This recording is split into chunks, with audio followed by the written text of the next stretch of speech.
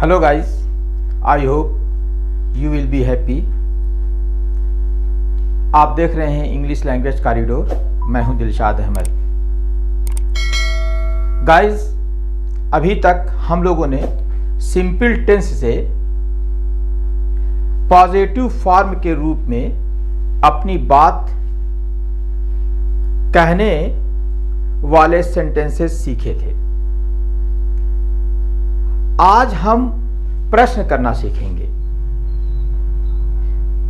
Guys, प्रश्न करना बहुत ही आवश्यक है, क्योंकि हम जो भी बात शुरू करते हैं, जब हम बात की शुरुआत करते हैं तो प्रश्नों से ही करते हैं। जैसे क्या हाल है, आप कैसे हैं, आदि आदि। इस प्रकार से हम प्रश्न की शुरुआत करते हैं और प्रश्न से अपनी बात की शुरुआत करते हैं। तो गाइस, यहां पे आपको यह जानना है, प्रश्न दो प्रकार से किए जाते हैं। एक प्रश्न का उत्तर यस और नो में होता है और दूसरे का उत्तर यस और नो में नहीं हो सकता। मैंने दो बातें बताई कि प्रश्न हम करते हैं तो एक प्रश्न का उत्तर यस और नो में होता है, यस और नो में होता है, और दूसरे का उत्तर यस और नो में नहीं होगा। तो पहले हम यस और नो के आंसर करना सीखते हैं कि किस तरीके से इसको आंसर किया जाता है और किस फॉर्म में, किस स्ट्रक्चर पे ये क्वेश्चन पूछे जाते हैं। गाइस, आसान बहुत है, बस थोड़ा सा आपको दिमाग लगाना है कि किस प्रकार से आपको ये बात पूछनी है। गाइस, आपने पहले जो पढ़ा है ये I am, we are, you are, he, she is, it is, Mohan is, और फिर उसके बाद देखिए उसी प्रकार का ये जो प्रश्न बनता है एम आई, यही इंट्रोगेट करता है, अर्थात यही प्रश्न पूछता है, यही इंट्रोगेटिव है, यही इंट्रोगेटिव है। इसी से हम प्रश्न पूछते हैं, यही हो जाता है और यही प्रश्न है। अब देखिए इसको कैसे किया जाता है। जब हम इस तरीके से प्रश्न पूछते हैं तो इसका जवाब यस और नो में आता है। जैसे देखिए, और इसमें कोई बहुत ज्यादा फर्क नहीं है। जैसे यहां पे देख रहे हैं आई एम और यहां पे है एम आई, बस मात्र इतना करना है कि इसके हेल्पिंग वर्ब को या ऑक्सिलरी वर्ब को हम इधर कर देंगे, इसके ऑक्सिलरी वर्ब को हम इधर कर देते हैं। जैसे यहां पे इधर था और इसको इधर कर देते हैं। अब जो रूल आता है कि सब्जेक्ट से पहले आ जाता है, तो वो रूल ग्रामर में है। ग्रामर जब हम पढ़ेंगे तो रूल भी सीखेंगे। अभी हम बोलना और लिखना सीख रहे हैं, तो सबसे पहले हम इसको सीखेंगे। ये जो क्या कर रहा है, एम आई, एम आई, तो इसका जो है, जो भी उत्तर होगा इसका आप आंसर जब करेंगे तो यस और नो में देंगे। मात्र नो, यस और नो में बोलना है। जैसे अगर कहा जाए, इसमें सभी के साथ में नहीं बात कर रहा हूं, एक एक के साथ देखिए, जिसके साथ सुटेबल आंसर हो वो बनता जाएगा, वीडियो लंबा हो जाएगा अगर सभी के साथ में बात करूंगा तो। जैसे is Mohan a teacher, is Mohan a teacher, is Mohan a teacher. तो जो है इसने सवाल ये किया, इज मोहन अ टीचर। तो अगर मोहन टीचर है, इज मोहन अ टीचर, अगर मोहन टीचर है, जैसा इसको देखते हैं,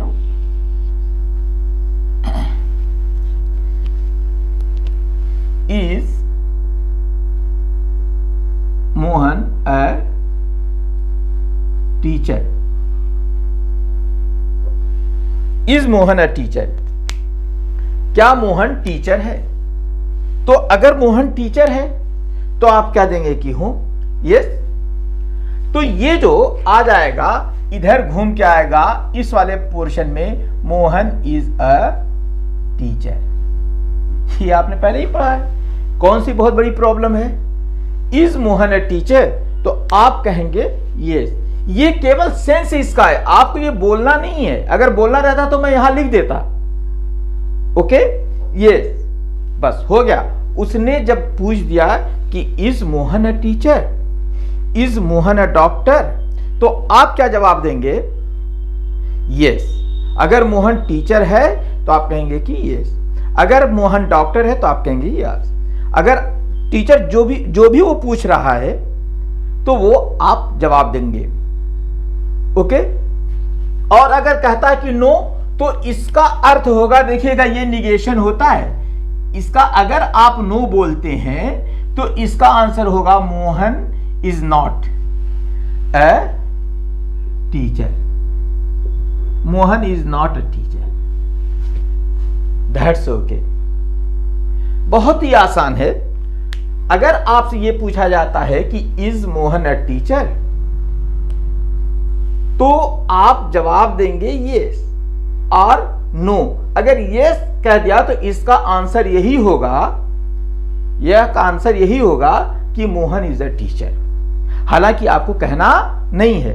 दूसरा, अगर वो कहता है कि नो, तो इसका सेंस ये होगा कि Mohan is not a teacher. It means he is something else. वो कुछ भी हो सकता है। दूसरी चीज, अगर आप कह देते हैं, कोई पूछता है, कुछ भी पूछ देता है, जैसे यहां पे एक वर्ड है ही इज, यहां कह दीजिए कि is he a farmer? Farmer, do you know? Is he a farmer? Farmer, do you know? Farmer means किसान। फार्मर मीन्स किसान। Is he a farmer? तो आप अगर कहते हैं यस, तो इसका मतलब होगा yes he is a farmer. देखिए कितना आसान है, आपने पहले ही पढ़ा है। पहले ही मैंने आपको इस लेक्चर में कहा था कि आप लोग घर पे बैठिएगा और सोचिएगा कि वो क्या है। He is a farmer. Suppose that आप कहीं जा रहे हैं, तो कोई जा रहा है और आपको क्या फील होता है? कभी कोई साइकिल वाला रहता है तो आप कहते हैं ही इज अ साइकिलिस्ट। जो साइकिल चला रहा है उसको साइकिल वाला कहते हैं। आप एड्रेस भी करते हैं वो साइकिल वाले, तो cyclist, oh cyclist, he is a cyclist.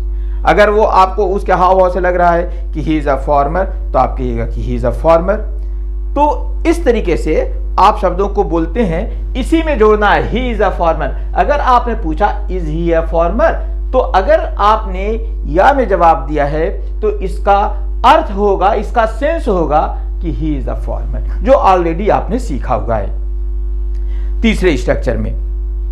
फिर उसके बाद अगर आप नो कहते हैं तो इसका सेंस ये होगा no he is not a farmer.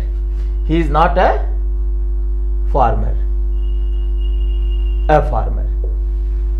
Guys कितनी आसान है इंग्लिश, लेकिन हम इसी में उलझे रहते हैं। कुछ नहीं है, बहुत ज्यादा नियम आपको नहीं सीखने हैं, लेकिन एक बात जान लीजिए कि प्रैक्टिस अवश्य करना है। आप ये जान लीजिए कि हम जो ये सीखते हैं, तो इन वर्ड्स को पहले हमको अपने दिमाग में लाना होगा, हमको वर्ड्स को सीखना होगा, फिर उसके बाद उस वर्ड को एम्प्लाई करना होगा, उस वर्ड्स को प्रयोग करना होगा, उस वर्ड को यूज करना होगा, और वही यूज करना प्रैक्टिस होगी। जितना आप प्रैक्टिस करेंगे उतना आपको सीखना होगा। गाइस देखिए, आज जो है मल्टीमीडिया का ज़माना है।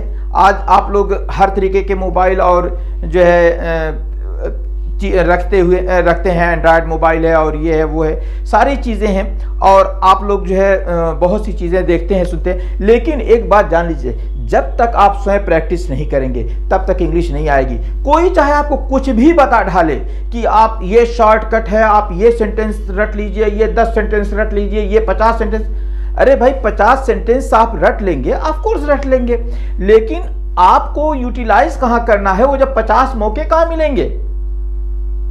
तो कोई शॉर्ट वे नहीं है इंग्लिश सीखने का। आप प्रैक्टिस कीजिए और अपने एटमॉस्फेयर से प्रैक्टिस कीजिए। तो आपने सीखा था, जिस फॉर्म में देखा था ही is not a farmer, okay, he is not a farmer. फिर उसके बाद कुछ भी इसमें बोल देते हैं, पूछ दीजिए कि वो कौन है। ही, अगर आप वो कहते हैं कि आर यू जैसे देखिए यहां पे है एक क्वेश्चन आ रहा है, are you fine, are you fine, question mark जरूर लगाएंगे। देखिए क्वेश्चन मार्क लगा हुआ है, आर यू फाइन। तो अगर आप यस बोलते हैं तो यस होगा। तो देखिए चूंकि यहां पे एक बात मैं आपको क्लियर कर दूं कि आर यू फाइन, तो किसी ने आपसे पूछा है तो बोलने वाला फर्स्ट पर्सन था और सुनने वाले आप थे, आप सेकंड पर्सन थे। तो जब आप जवाब देंगे तो आप फर्स्ट पर्सन हो जाएंगे और जो जिसने आपसे सवाल किया था पहले जो फर्स्ट पर्सन था अब वो सेकंड पर्सन हो जाएगा, क्योंकि अब वो सुनने वाला हो गया है। तो अगर आप पूछते हैं आर यू फाइन, तो इसका आंसर ये नहीं होगा you are fine. Are you fine का आंसर होगा yes I am fine, I am fine, I am fine, ठीक ना। इसका आंसर ये होगा। गाइस ये बात ध्यान में रखिएगा कि ये इसका आंसर होगा। अगर कोई आपसे पूछता आर यू फाइन तो आप आंसर करेंगे यस आई एम फाइन। और इसी का अगर आप नो में आंसर करते हैं तो नो इसमें चला जाएगा, no I am not fine. Okay, ये आंसर है। जरा इसको स्क्रीनशॉट कर लीजिए आप लोग एक बार और देखिएगा इसको कि किस तरीके से इसका उत्तर दिया जाता है। अभी मैंने थोड़ा सा इसकी बात नहीं की, इसकी बात फिर कभी बाद में कर लेंगे लेकिन इतने की बात सीखिए, ये चीजें आप सीख लीजिए और इसको स्क्रीनशॉट कर लीजिए और फिर उसके बाद इस पे प्रैक्टिस करते रहिएगा। बहुत से क्वेश्चन है, बहुत सी चीज आ जाएगी इसमें और आप एक के बाद एक प्रश्नों का उत्तर देते जाएंगे। फ्रेंड्स कुछ भी इसमें पूछ लीजिए। अगर आप पूछते हैं आर यू गुड, तो अगर आप कहते हैं यस तो इसका होगा ये आई एम गुड। अगर यू लगा है आर यू गुड तो इसका ये सेंस होगा, सेंस होगा। आपको केवल या एंड नो कहना है। अगर आपसे पूछता है वो आर यू गुड या, एक चीज जब इस पे आएगा यू पे आएगा, लेकिन अगर वो कहता है is it good, is it good, देखिए मैं आपको और क्लेरिफाई कर दूं, इज इट गुड तो आप कहते हैं कि या it is good, it is good. अगर या कहते हैं तो इट इज गुड और अगर नो कहते हैं तो it is not good. Okay, कितनी आसान है, कोई प्रॉब्लम नहीं है। अगर आप नो कहते हैं तो इसका सेंस आएगा नो। देखिए मैं आपसे पहले कहा था कि सेंस क्रिएट कीजिए अपने दिमाग में, एक कॉन्सेप्ट बनाइए कि व्हाट इज व्हाट। मैंने संभवतः आपसे शेयर किया होगा कि मैंने एक बार लोगों से पूछ दिया, कई लोग वहां पे बहुत ज्यादा लोग इकट्ठा थे, तो मैंने कहा कि आप लोगों से मैं एक हिंदी में शब्द पूछूंगा जिस शब्द को आप एक एवरेज भारतीय के ऊपर लगभग 50 बार वो प्रतिदिन एक बार वो पढ़ता है, कि वो एक बार हर भारतीय लगभग 50 बार उस शब्द को रोज बोलता है ना। और अगर नहीं सारे भारतीयों पर 50 बार अगर नहीं होगा तो 10 टाइम वो जरूर वो अटर हो जाएगा जितना बोला जाता है वो शब्द। और उसी शब्द का आप लोगों को अर्थ बताना है। मैं हिंदी में वो शब्द बोलूंगा तो उन लोगों ने कहा कि बोलिए, और मैंने उन लोगों से कहा था कि जो शब्द का अर्थ बताएगा, करीब 100-150 लोग थे, तो मैंने कहा था कि जो इस शब्द का अर्थ बताएगा तो मैं उसको कोल्ड ड्रिंक पिलाऊंगा। गर्मी बहुत थी, उसी गर्मी में मैंने कहा था कि मैं कोल्ड ड्रिंक पिलाऊंगा। तो उसमें से सभी लोग एजेड थे और उन लोगों ने कहा कि क्यों, केवल आंसर करने वाले को कोल्ड ड्रिंक पिलाएंगे, सबको कोल्ड ड्रिंक पिलाना पड़ेगा। मैंने कहा ठीक है, आंसर कोई दे, मैं सबको कोल्ड ड्रिंक। सब लोग और शॉक्ड हो गए। तो मैंने व्हाइट बोर्ड पे लिखा गाय, मैंने व्हाइट बोर्ड पे लिखा गाय, गाय का अर्थ बताइए। तो ये जो है अर्थ क्या होता है, गाय तो ये एक सिंबल हमने लिखा था, ये तो एक ग्राफिक सिंबल है, हमने गाय को इस तरीके से लिख दिया। तो गाय का अर्थ जो है बहुत से लोग नहीं बता पाए। अभी किसी दूसरे वीडियो में बात करेंगे कि गाय का अर्थ क्या होता है। तो गाय का अर्थ कुछ नहीं होता है, केवल आपके माइंड में एक कॉन्सेप्ट बनता है। अगर कोई बोलता है गाय तो आपके माइंड में एक पिक्चर क्रिएट होती है, वही अर्थ होता है। वही पिक्चर आपके दिमाग में फीड करनी है और जब वो चीजें आप एक बार देख लेंगे, कहीं उसके चित्र देख लेंगे, आपको उसका अर्थ समझ में आ जाएगा। सपोज दैट आपने लायन तो कभी जीवित देखा नहीं, या तो आपने फिल्मों में देखा या फिर उसके बाद आपने फोटोज देखे। तो आज तो फिल्म का जमाना आ गया है, यूट्यूब का जमाना आ गया है, सोशल मीडिया है, सोशल मीडिया में हर चीज़ें दिखाई दे देती हैं, शेर दिखाई दे रहा है, दौड़ते हुए दिखाई दे रहा है, चीड़-फाड़ करते हुए दिखाई दे रहा है। लेकिन आज से अगर हम लोग मात्र 10 साल पहले चले जाएं तो टीवी का ज़माना था और टीवी भी सब लोगों के घर में नहीं होता था। तो फिर क्या हुआ कि जो बुक्स आई थी तो उसमें शेर का चित्र बनाया गया। तो जैसे ही वो लड़के ने उसको देखा तो कह दिया शेर कह दिया, तो यही उसके दिमाग में वो चित्र का कॉन्सेप्ट क्लियर हो गया था। अब उसको नहीं बताना था कि ये शेर है। उसी तरीके से आपको बहुत सी चीज़ों के कॉन्सेप्ट दिमाग में बैठाने होंगे। आइए अब दूसरे टाइप वाले आंसर की हम बात करते हैं, जो दूसरे तरीके का ये है। मैं गाइस आपको बता दूं कि इसमें जो क्वेश्चन होता है, इसी में क्वेश्चन वर्ड लग जाता है। क्या लग जाता है? क्वेश्चन वर्ड लग जाता है। जैसा देख लीजिए, जैसे इसमें क्वेश्चन वर्ड है हु। देखिए मैं आपको बता दूं, पहला वर्ड है, ये क्वेश्चन वर्ड है, WH वर्ड इसको कहते हैं, क्वेश्चन वर्ड इसको कहते हैं, QW कहते हैं, क्वेश्चन वर्ड कहते हैं इसको। तो ये जो वर्ड होता है, इसको जब हम लोग बोलते हैं तो क्वेश्चन वर्ड इसको बोलते हैं, या इसको बोलते हैं WH word. WH word, WH word, ठीक ना, क्वेश्चन वर्ड।